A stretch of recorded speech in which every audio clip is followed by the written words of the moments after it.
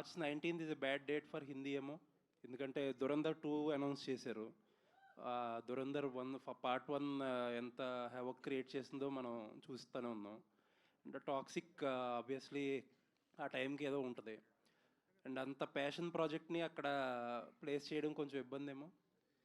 నేను చిన్న డేజాబు రీవైండ్ వేసుకోండి.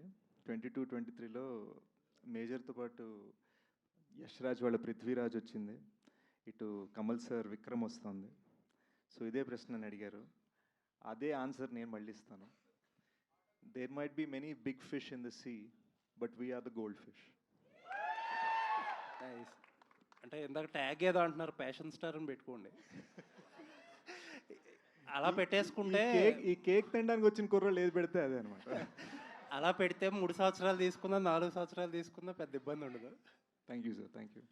అండ్ ఏంటండి మొత్తం అక్కినేని కాంపౌండ్ అయిపోయారు.